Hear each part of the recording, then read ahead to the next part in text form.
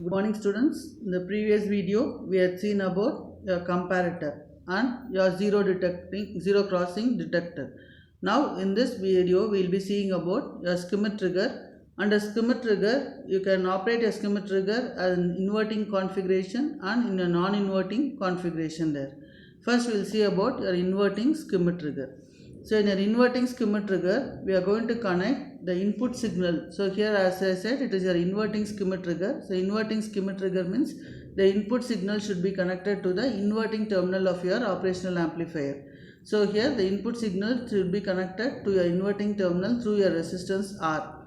And the non-inverting terminal, you are going to connect a feedback resistance there. So feedback resistance are going to be your R1 and R2.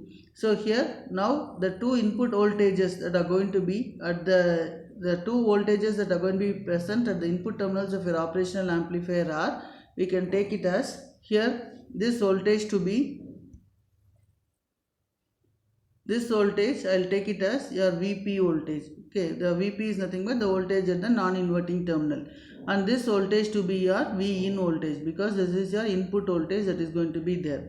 Now first initially we will assume that your output voltage is going to be at plus Vsat. When output voltage is going to be at plus Vsat, so we will see the equation for your V0. V0 is nothing but the voltage at the non-inverting input is going to be Vp minus the voltage at the input signal is going to be minus V in. So Vp minus V in. So what is Vp? Vp is nothing but the drop across your R1 resistance. So drop across your R1 resistance is your total voltage, that is your output voltage, into the drop across this resistance is going to be your R1 divided by your total resistance R1 plus R2. So your Vp voltage is nothing but V0 into R1 divided by R1 plus R2. Now when V0 is equivalent to Vsat, that is I am assuming that my V0 is going to be at plus Vsat. That means my Vp voltage is going to be plus Vsat into R1 divided by R1 plus R2. So I can define my Vp voltage to be your upper threshold voltage. That is a positive voltage. We call it as upper threshold voltage. So that is your VUT, your upper threshold voltage there. So now my V0 is nothing but Vp minus V in. So here in this case, that is your V0 is equivalent to your upper threshold voltage minus your V in voltage there. Now to see the waveform, here in this case my input voltage is going to be less than your upper threshold voltage there. When my input voltage is going to be lesser than upper threshold voltage, this is going to be a smaller one, this is going to be greater. So this is going to be greater means your VUT is going to be greater. Greater means my output is going to be positive. So if my output is going to be positive, I am going to have a positive saturation. My output is going to be at plus Vsat. So you can see that my output is going to be at plus Vsat there. When my input voltage is going to be greater than your VUT. So greater than VUT means your VUT is going to be greater. Sorry, input voltage is going to be greater, VUT is going to be lesser. When input voltage is going to be greater than your VUT, you can see that this is greater means it is going to be a negative. So my V0 will be negative. So my when V0 is going to be negative, my output goes to minus Vsat. So here in this case, at this point when my input is going to be above upper threshold voltage, my output goes to minus Vsat here. It is going to be at minus Vsat. When it is going to be at minus Vsat, my output will be now, my Vp voltage will be now minus Vsat into R1 divided by R1 plus R2. So that means that it is a negative voltage. So negative voltage means my Vp voltage, I can call it as your lower threshold voltage. So that lower threshold voltage is at this point. That means the next level what I have to consider for a skimmer trigger is this level. That is your lower threshold level there. So in a lower threshold level, what we are going to do is I am going to compare. So that means that now my V0 is going to be, here you can see my V0 is going to be your VLT minus V in. So suppose my VLT I am going to take it as minus 1. Okay. So and my V in is going to be a negative. It is going to be more negative means what it is going to be if I am going to take it as minus 2. So minus of minus 2 is going to be here minus 1 plus 2, that is going to be 1 volt. So 1 volt means when it is going to be greater than, my V in is going to be more negative compared to VLT means my output is going to go to plus V saturation there. When it goes to go plus V saturation, that means my VP is positive. VP is positive means the threshold voltage at that time I have to compare is your upper threshold voltages. So here in this case, now next comparison should be at upper threshold voltage. So here when it is going to be more than your upper threshold voltage, it is going to go to negative saturation. So this is how a skimmer trigger is going to work. So here in this case we are going to have the threshold levels. Based on the threshold levels, your output is your sinusoidal waveform is going to be converted into a square circuit there. So if my VUT and VLT points are going to be same, then it is going to be a square waveform. We can see that initially my output was going to be at plus Vsat. When it crosses your VUT point, that is your this VUT upper threshold voltage, my output goes to negative saturation. So my output will be at negative saturation there. Again, when my input is going to be more negative than that case, that is a VLT point, my output will go to positive V saturation, that is from minus Vsat to plus Vsat. So you can see that first case, when my input is less than VUT, your output is going to be at plus V saturation. When my input is going to be greater than VUT, then it goes to minus V saturation there. So when it is at minus V saturation, when my input is going to be more negative, then in that case my output is going to be from minus Vsat to plus Vsat. So continuously it is going to go from plus Vsat to minus Vsat, minus Vsat to plus Vsat. So that means that we can define it as hysteresis width. Hysteresis width is nothing but the difference between the upper threshold voltage and the lower threshold voltage. So we define it as hysteresis width is VUT minus VLT. So this is the region in which your skimmer trigger is going to work in a safer zone. So here your skimmer trigger is nothing but a circuit which is going to convert an irregular shaped waveform to a square wave or a pulse. So we call this skimmer trigger or a squaring circuit. So here we say that your input voltage is going to trigger the output every time when it crosses certain threshold levels. The threshold levels can be either upper threshold voltage or the lower threshold voltage.